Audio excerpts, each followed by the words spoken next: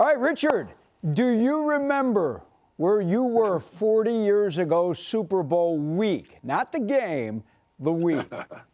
The week. The week we started in Illinois at the University of Illinois. I think we went down there to practice for Yeah. a few days.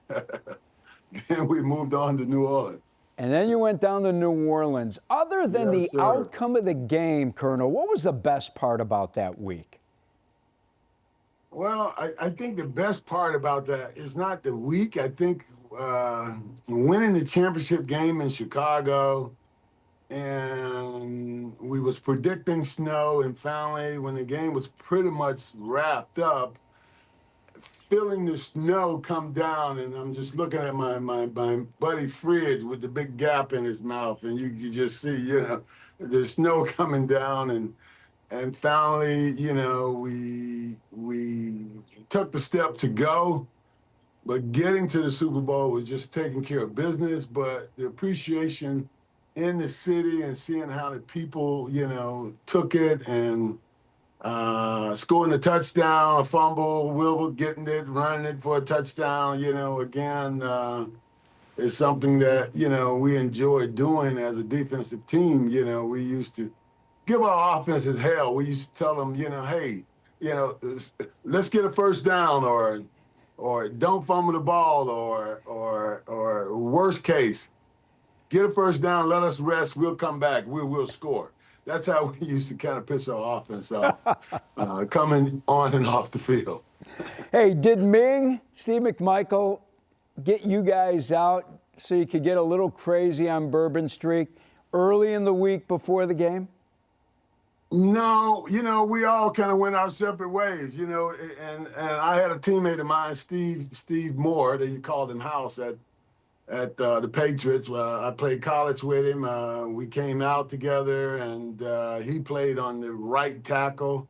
So every time I had to go over on him, he was telling jokes about our old days and saying certain things.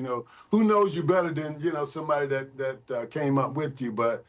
I went out to dinner with him, and their team, the Patriots, they had a curfew, and they had a curfew every night. And we didn't have a curfew until Friday and Saturday. But because Mike had told us early, said if we got there, he would not put handcuffs on us. He would let us enjoy it. Wow, that was a great move by Ditka. I mean, really, Coach really knew you guys, didn't he? Well, I think that, we had two head coaches, the way I looked at it, and somewhat. Mike made the ultimate, choice on things, but Buddy was, the defensive coach for us. And, to hear him and Mike get practice and do things, and one is not happy and the other's not happy, so we would have to run plays over all the time because both of them want to be happy. But I think that a team personality will be like his coach. Dick, he challenged us. When we played the Raiders, he challenged us to put something on our shoulder and dare someone to touch it.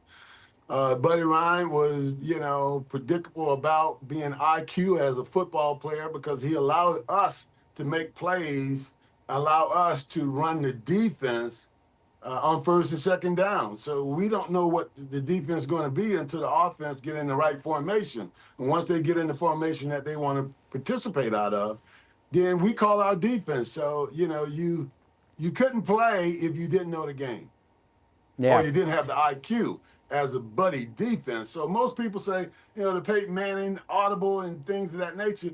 That's what we did on defense. You showed us I, we jumped in under. If you showed us brown or blue or one back, or if you motion with a back out of the backfield, we have a blitz on. So every play on first and second down, we had a defense for anything that you showed us, and we would have had to operate. And that is what you appreciate with the coaches who give you the game plan, and the players have to make it happen. I think that's what pushed us to be so great, because every Monday morning we was about individual who made the best, We were about position, defensive line off, defensive line, defensive back, linebackers. We wanted every week between Buddy Ryan to say that position and that individual played the best that he can play. And when you compete with your own teammates, nobody else can beat you. Yeah, that totally makes sense, Colonel. Hey, I look back, man, you were the MVP in Yeah. that game. You had a sack and a half, 2 forced fumbles, and a blocked pass. I know it's a long time ago, man, 40 years ago, but can you reflect it all and just give us an idea of what it was like for you in that game to dominate like that? Well, you got to understand, first of all, for me coming back to the season, my second year, I start the last 10 games and I get 16 and a half sacks in 10 games. So I think I got something. I'm a 7th-round draft pick. I'm on my option year. So I'm thinking about, hey, I think I'm the second ball player on this team outside of Walter Payton. And at that time, Walter's making $1 million too. So I'm thinking I got at least be $1 million bucks. So, that whole year I negotiated and played. Okay. And right now I'm working on a documentary related to the 40th anniversary and as well kind of telling my own story. But yet that game, I remember the night before the game, having a feeling that, I thought I had the opportunity of being the MVP. When you look at what I did in the championship game, not championship game, I'm sorry, the first playoff game with the Giants and what we did against the Rams. So I didn't have a clue of how they choose that. But I said, well, basically I got 6 sacks already within 2 games and some turnovers. So I got to be there. I didn't know if it was part of the playoffs or it's part of what you do at a game. But let me tell you what took place. The first play of the game, everybody's kind of pissed off because Walter fumbled the ball. We wanted a shutout. And for me, when you don't know better, you can't do better. So the first play, I'm kind of looking and I get knocked on my ass. Excuse my word. I got knocked on my tail the first play of the Super Bowl. And all I heard then in my mind was, dun, dun, dun, Richard Dent's on his tail. So, if you never been there, you don't know. And all I thought about at that time was, being knocked down, saying, hey, all I was thought about is, turn this thing up to the level that, that you can't believe, and what is that is, adversity always hit you, is what you do when adversity took place. So for me, it was all about, you know, P's and Q's, when you've never been there, you don't know how or what to do. But you're familiar with being knocked down and being able to get back up and do something about it. And that's what took place, get knocked on your tail, but yet become the Super Bowl MVP. I wasn't thinking about Super Bowl MVP, but I was thinking about being knocked on my tail on the first play and saying, uh, uh, uh, you know, why you need someone to push you when you're playing the biggest game in your life? That's part of life. It's what do you do when you get knocked down? It makes sense because you and I have known each other a long time. I've known you since Yes, the sir. 80s. I knew you when MJ was in town and you were with MJ going to the Bulls games, and I was fortunate to be part of that crew. You've always come off as in my opinion, a nice, humble man. Is that because you were knocked on your ass and you know what it's like to be at the bottom and pick yourself back up? Well, I started from the bottom, but yeah, that's part of, your family. My mother always taught me, we all are God's children. How you get to heaven is how you treat God's children. So to me, respect is the ultimate, outside of that, when you're competing, you want to be the best. You don't want looking to be the best. It's all about participation. It's all about not just you making yourself the best, but you got to make the people around you the best, because when they get better, you get better. So that's the most important part. If I can get Otis Wilson doing something, I can get Fridge doing something, it's to play with guys. More than anything, I swear. I mean, it's nothing. The appreciation I appreciate more than anything with the guys that I played with, guys that wanted to be the best no matter what took place. and no excuses. It's all about winning. It's all about winning and then performing and being the best athlete of that week. So we on Mondays it was all about bragging rights. It was bragging rights by position and it was bragging rights by individuals. So me coming from a small school and I'm playing somebody at Notre Dame or Ohio State, so I said, oh, this guy's gonna kick my tail. He's big school, yeah. So guys used to say, oh, you got him. No. So, but it's just a fun and play, but yet, the game is played on the field. People say where you participate, where you came from, and this and that. At the end of the day, I remember, when I put my hand down and I looked at Keith Van Horn, I questioned myself. But when I put my hand down, my memory came back. So, that's how things go. You doubt yourself, but when you get yourself into the meat of things, your memory should come back to do what you're trying to do or to be.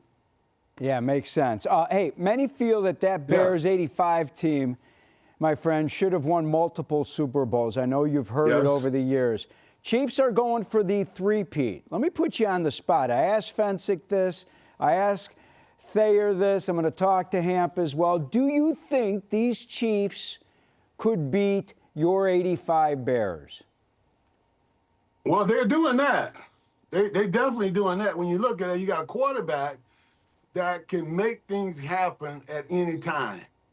Okay, you got a defensive end that can't nobody block, and they're between those two. You got a person on defense that making it happen. Wearing the 95, I should say as well.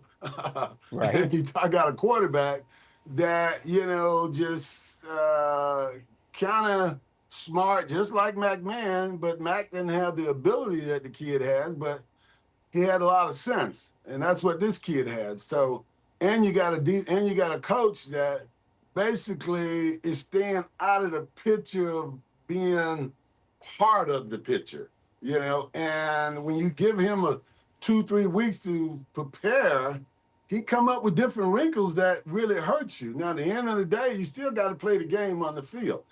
I think that we had opportunity. I think between Mike did not do well as preparing us for that 3 run that we could have. I mean, we had home field advantage 4 years in a row. I'm still pissed off about it that I only have one Super Bowl from Chicago, but it's one that's never been done that way. I'll take that. But at the end of the day, I see if Philadelphia decided to just hand that ball off, you keep the quarterback on the bench. Okay, when you look and see what took place last week, I mean, they couldn't stop the run. And this kid at last week wasn't a hell of a runner for Buffalo, but now you got a kid that can really run the ball, kind of like Walter in somewhat, but he's not that. But yet, you get him in open, you're not going to catch him, and it's going to be hell bringing him down. So I think that why try to throw the ball when you can run the ball and you can hit small routes, short routes, control the game. Don't try to get out of your space. I think that Philadelphia got a chance, but they got to run the ball. You can't be one-sided. Okay. All right. So you're taking the Eagles. I like it. Let me give you a wrap-up, buddy. How far, because I know I saw you at a few games this season, how far do you think today's Bears team is away from being a playoff team? We're a little ways away, I think that, bringing somebody in that can help them yet be consistent on being the best that you can be week in and week out. Everybody's listening to the noise and the hears, and to me, it's important to me when I look and when someone get called out on the starting of the game, I look at that player and see when he comes down that tunnel, is he doing something to get the crowd up, or is he trying to run straight to me to give me 5 and tell me that he's ready to go? Okay? The more you do what's out there, you got these other people being in your mind. And what you need to do is run to those players, because those players are out there to help you be the best that you can be and the best that they could be. But when you bring fans into, think about it. If we had the internet back then, Oh, who boy. knows what could have happened back Oh, then. But boy. yet, the game is all about those guys that you play with. Not worrying about those fans. Those fans they're gonna clap. Hell, when I came to Chicago, they used to clap when teams got a first down, when teams scored a touchdown. Why? Because they're gonna enjoy the game. Saying if you're not gonna entertain us, we're gonna entertain ourselves. So that's Chicago. You have to understand, you have to bring something. And that's part of that team have to have a commitment to be the best that they can be. And to me, we always said, no one can beat our offensive line but us. Makes total sense. All right. I wanted to say thank you because I can see the background. I took you away from your golf game. I hope you're hitting them. We're getting ready in a minute. It's You're hitting them far and straight? Well, when you're in Hawaii, they go farther. Hey, Colonel, thanks much, man. Great to talk to you and catch up. Thanks, Lou. I appreciate your time, and I appreciate, the friendship that we kind of, began to come together over the last 30, 40 years. So good luck to you in your future as you're doing the things that you do. So take care, my brother. I appreciate it, buddy. Thank you. You too, babe. Bye-bye. Take care.